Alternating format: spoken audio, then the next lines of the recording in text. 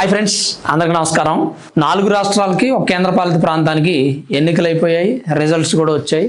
ఎక్కడెక్కడ ఏ అభ్యర్థులు గెలిచారనేది ప్రకటన కూడా వచ్చింది. ఏ పార్టీ ఎన్ని స్థానాలు గెలిచింది అనేటువంటి లిస్ట్ కూడా వచ్చింది. బెంగాల్ విషయానికి వస్తే, బెంగాల్లో ఎప్పుడు విననటువంటి అంటే ఈ ఎన్నికల్లో చాలా అద్భుతాలు జరిగాయి. అవేంటంటే నేరుగా సీఎం క్యాండిడేట్లే ఓడిపోవడం. కనీసం పార్టీ గెలవకపోతే అది వేరే విషయం, కానీ వాళ్ళు కూడా గెలవలేదు. తమిళనాడులో డిఎంకే పార్టీ ఓడిపోయింది. కనీసం ఆ డిఎంకే పార్టీ సీఎం అభ్యర్థి అయినటువంటి వ్యక్తి అయినా గెలిచారా? అన్నిసార్లు సీఎం గా చేసి ఉన్నారు. ప్రజల నుంచి కనీసం తనని తాను గెలిపించుకునేటువంటి మద్దతు కూడా పొందలేదు ఎంకే స్టాలిన్. ఆయన ఓడిపోయారు. ఆయన పోటీ చేసినటువంటి నియోజకవర్గం నుంచి టీవీకే అభ్యర్థి మీద ఓడిపోయారు. విఎస్ బాబు టీవీకే అభ్యర్థి.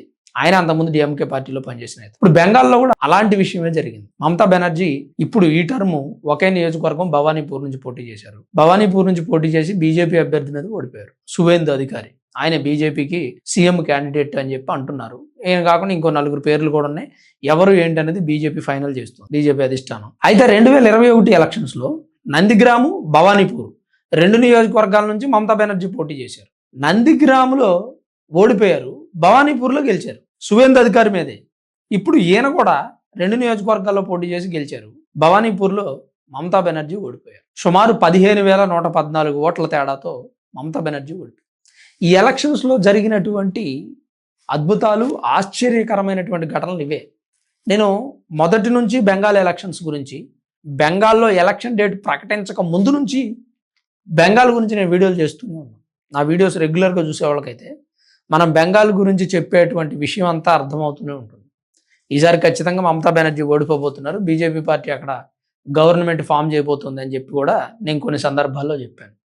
ఎందుకు అంటే అక్కడ జరిగినటువంటి పరిస్థితులు, ప్రజలు పడుతున్నటువంటి ఇబ్బందులు, సెంట్రల్ గవర్నమెంట్ నుంచి వచ్చేటువంటి పథకాలు ఆపేయడం, స్టేట్లో హిందువులకు సెక్యూరిటీ లేకపోవడం, అక్రమ వలసదారులు ఎక్కువగా బంగ్లాదేశ్ నుంచి వచ్చి బెంగాల్లో సెటిల్ అవ్వడం, వాళ్ళందరికీ మమతా బెనర్జీ ఆశ్రయం ఇవ్వడం, సందేశ్ కలి ఘటన, ఆర్జికర్ మెడికల్ కాలేజ్ ఘటన, టీచర్ ఉద్యోగాల్లో జరిగినటువంటి అవకతవకలు, ఇలాంటి అనేకం మమతా బెనర్జీ పార్టీని భూస్థాపితం చేశాయి.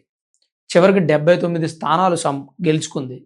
కాంగ్రెస్ పార్టీకి 4-5 వచ్చాయి. కాంగ్రెస్ వాళ్ళు ఓదారుస్తారు అనుకోండి, అది వేరే విషయం.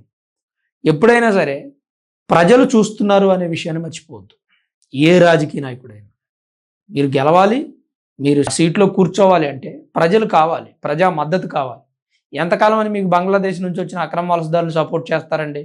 అక్రమ వలసదారులను ఈ దేశంలో ఎందుకు ఉండిస్తారు? బీజేపీ పార్టీ మేనిఫెస్టోలో చెప్పింది అక్రమ వలసదారులు ఉండేవని. బీజేపీ పార్టీ చెప్పకపోతే ప్రజలు ఊరుకోరు. ఎందుకంటే ఈ దేశం మందే, ఎవడో వచ్చి ఇక్కడ ఉంటా అంటే ఊరుకుంటాం. ఏది మనం వెళ్ళి ఉండండి వేరే దేశంలో, 10 రోజులు ఉండండి ఊరికే సరదాగా. పైగా వాళ్ళు ఎక్కడికి వచ్చి ఉంటే వీసా లేదు, పాస్పోర్ట్ లేదు, ఈ దేశంలో ఉండడానికి వాళ్ళకి అర్హత లేదు, కానీ మీరు వాళ్ళకి అవసరమైనటువంటి డాక్యుమెంట్స్ అన్నీ ఏర్పాటు చేస్తున్నారు ప్రభుత్వం తరపు నుంచి. ఎందుకంటే మీకు వాళ్ళ ఓట్లు కావాలి. అంతకంటే దరిద్రం ఇంకోటి ఏముందండి? మీరు స్వరాష్ట్ర ప్రజలని మెప్పించలేకపోతున్నారు మీ పరిపాలనతో. మీ రాష్ట్రంలో ఉన్నటువంటి ప్రజల్ని మీరు మెప్పించలేకపోయారు. అక్కడ దాకా ఎందుకంటే మీ నియోజకవర్గంలో మీరే ఓడిపోయారంటే ఆ నియోజకవర్గం ప్రజలకి మీ మీద ఎంత ద్వేషం ఉంటుంది. కొంతమంది సోకాల్డ్ పీపుల్ ఈవీఎం ట్యాంపరింగ్ అని చెప్పి మాట్లాడే వ్యక్తులు మరి ఇప్పుడు మాట్లాడరే? ఈవీఎం ట్యాంపరింగ్ అయితే తమిళనాడులో ఎందుకు ఓడిపోయింది బీజేపీ? కేరళలో ఎందుకు ఓడిపోయింది? అంటే మాట్లాడుతున్నాం, దేవుడు నోరిచ్చాడు కదా అని ఏది పడితే అది మాట్లాడేస్తే సరిపోతుంది. కాస్త అయినా జ్ఞానం ఉండాలి. ప్రకాష్ రాజు లాంటి వ్యక్తులు డిఎంకే ఓడిపోయినందుకు బాగా ఫీల్ అవుతున్నారు. తమిళనాడులో డిఎంకే పార్టీ ఓడిపోయింది కదా, దానికి బాగా ఫీల్ అవుతున్నారు సార్. సినిమా అభిమానంతో రాజకీయాలు నడిపేస్తున్నారంట. సినిమా అభిమానులు రాజకీయాలను మార్చేస్తున్నారంట. మార్చనేమండి, మీకు వచ్చిన లాస్ ఏముంది? నిజంగా టీవీకే విజయ్ మంచి చేశాడు అనుకోండి, ఉంటాడు, ఇంకో టర్మ్ గెలుస్తాడు, లేదనుకోండి పోతాడు. ఇప్పుడు ఎంతమంది అభ్యర్థులు పోలా, ఎంతమంది అభ్యర్థులు రాలా? సో ఇక్కడ మనం గుర్తుపెట్టుకోవాల్సింది ఏంటంటే ప్రజా నిర్ణయం ఫైనల్. ఎన్ని ఆటలు ఆడారండి, ఎన్ని అరాచకాలు సృష్టించారండి మమతా బెనర్జీ. ఒక్కరోజు రిజల్ట్తో పతనం అయిపోయారు. ఇప్పుడు పరిస్థితి ఎన్ని ఎన్ని ఎన్ని ఎన్ని అరాచకాలండి, 1-2?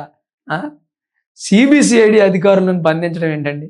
న్యాయాధికారులను బంధించడం ఏంటండి? సిబిఐ అధికారులు వస్తే వాళ్ళ మీద దాడి చేయడం ఏంటండి? ప్రశాంత్ కిషోర్ది ఐప్యాక్ ఉంటుంది కదా, దాన్ని ప్రతీక్ జైన్కి అమ్మేశాడు. ఆయన అక్కడ ఏదో ఆఫీస్ పెట్టుకుంటే ఆ ఆఫీస్ మీద సిబిఐ వాళ్ళు స్వాదాల కోసం వస్తే వాళ్ళ మీద మమతా బెనర్జీ దాడి చేశారు. చూడండి ఎంత దారుణంగా ఉంది పరిస్థితి. ఎస్ఐఆర్ జరపడం కోసం న్యాయాధికారులను పంపిస్తే సుప్రీంకోర్టు వాళ్ళ మీద దాడి చేసి వాళ్ళ కార్లు అద్దాలు బద్దలు కొట్టి 9 గంటల సేపు వాళ్ళని బంధించి ఉంచారు. ఇవన్నీ కూడా మమతా బెనర్జీ ఓడిపోవడానికి కారణమైనటువంటి సంఘటనలు. అందులోనూ బీజేపీ పార్టీ ప్రజలతో మమేకం అవ్వటం ఒకటి, అమిత్ షా అక్కడ ఉండి 15 రోజుల నుంచి ప్రజలతో తిరగటం ఒకటి, ఆర్జీకర్ మెడికల్ కాలేజీ ఘటన మరీ దారుణం, బాగా ఎఫెక్ట్ చూపించింది. మెడికల్ కాలేజీలో ట్రైనీ డాక్టర్ చనిపోయారు. మీ ప్రభుత్వం తరపు నుంచి ఎంక్వైరీ వేయండి, ఎవడు చంపాడో ఎంక్వైరీ చేయండి, పట్టుకోండి వాడే అని ప్రూఫ్ ఉన్న మీరు అన్ని వదిలేశారు. వాళ్ళ అమ్మ నాన్న ఎంత ఆవేదన పడి ఉంటారు. వాళ్ళ దగ్గరికి వెళ్ళి బీజేపీ పార్టీ వాళ్ళు మాట్లాడి వాళ్ళ అమ్మగారికి సీట్ ఇస్తే ఆమె గెలిచారు. ఇది బెంగాల్ ఎలక్షన్స్లో రెండవ టర్నింగ్ పాయింట్. బెంగాల్ ఎలక్షన్స్ని మలుపు తిప్పినటువంటి పాయింట్లు, బెంగాల్ రిజల్ట్ని తారుమారు చేసినటువంటి పాయింట్లు, ఆర్జీకర్ మెడికల్ కాలేజ్ ఘటన, ఎస్ఐఆర్, సందేశ్ కలి ఘటన, అక్రమ వలసదారులు, ఈ 4 కూడా బెంగాల్ ఎన్నికల్ని మలుపు తిప్పాయి. బీజేపీ పార్టీ గెలవడానికి కూడా ఇవే ప్లస్ పాయింట్స్. అంత భారీ మెజారిటీతో గెలవడానికి బీజేపీ పార్టీ గెలవదు, మేము మళ్ళీ అధికారంలోకి వచ్చిన తర్వాత ఢిల్లీ రాజకీయాల్లో చక్రం తిప్పుతా అన్నారు మమతా బెనర్జీ. ఇప్పుడు ఎక్కడ తిప్పుతారండి నాకు అర్థం కాదు. సో ఎప్పుడు కూడా అధికారం ఉందని మిడిసిపడకూడదు, ఎగిరెగిరి పెడితే నేలకేసి కుట్టారు ప్రజలు. జాగ్రత్తగా వ్యవహరించాల్సిన అవసరం ఉంది. మరి టీఎంసీ పార్టీ యొక్క అరాచకాలు ఇంతటితో సమాప్తం. అక్కడ నేను బాబ్రీ మసీదు కడతా, బాబర్ని సమాధిలోంచి లేపుకొచ్చి కూర్చోబెడతా అని చెప్పి మాట్లాడినటువంటి హుమాయూన్ కబీర్ ఉన్నాడు, టీఎంసీ నుంచి వెలేసిన ఎమ్మెల్యే. మరి అతని పరిస్థితి ఏంటో కూడా బీజేపీ పార్టీ అధికారంలోకి వచ్చింది కాబట్టి చెప్పేస్తుంది. అక్రమ వలసదారులను అయితే 100% తరిమి కొడుతుంది.